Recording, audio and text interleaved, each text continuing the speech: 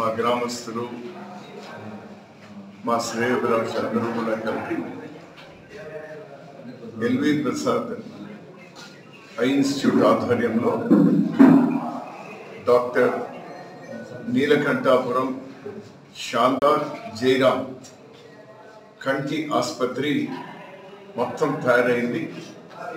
మీరే చూస్తూ ఉన్నారు. 3వ తేదీ ఈ భూమి, ఈ ప్రాపర్టీ ఇవన్నీ కూడా ఎల్వి ప్రసాద్ వారికి హ్యాండ్ ఓవర్ చేయడం జరుగుతుంది. ఆనాటి నుంచి వైద్య సేవలు వాళ్ళు అందరికి అందిస్తారు. నేను అందరినీ రిక్వెస్ట్ చేస్తా ఉన్నా, కనుచూపు మసకబారుతున్న వారికి, కంటికి సంబంధించినటువంటి ఇతర సమస్యలు ఉన్నటువంటి వాళ్ళకు ఆలంబనగా అండగా ఈ కేంద్రం మన చుట్టుపక్కల ప్రాంతం వాళ్ళకు పనిచేస్తుంది. వాళ్ళందరికీ కూడా ధైర్యం ఇవ్వడానికి, వాళ్ళందరికీ కూడా మంచి జరగలేని ఆకాంక్షిస్తూ మనం అందరం కూడా దీంట్లో పార్టిసిపేట్ చేద్దాం. దయచేసి అందరూ ఈ చుట్టుపక్కల ఉన్నటువంటి వాళ్ళందరూ కూడా ఈ 4 నియోజకవర్గాలు ప్రత్యేకించి హైదరాబాదు ఇంకో చోటు పోల్సినటువంటి అవసరం లేదు. వాళ్ళందరికీ కూడా ఇక్కడ ఒకే చోటు నుంచి 10-15 మంది ఉంటే వాళ్ళే వెహికల్ తీసుకుంటారు.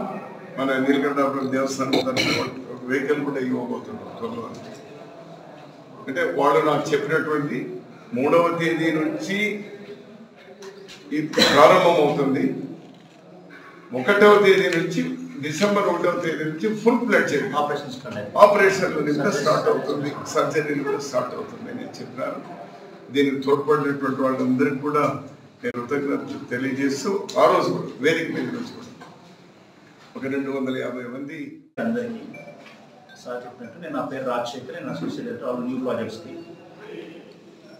ఈ సెంటర్ వచ్చేసి నీలకంఠాపురం శాంత అండ్ జైరామ్ నేత్ర వైద్య కేంద్రం. నవంబర్ 3వ తారీఖు పొద్దున 9:30 మనం ప్రారంభోత్సవం చేస్తున్నాము.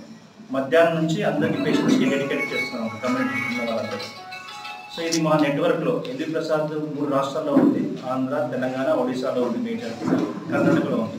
ఇది 25వ గ్రామీణ నేత్ర వైద్య కేంద్రం.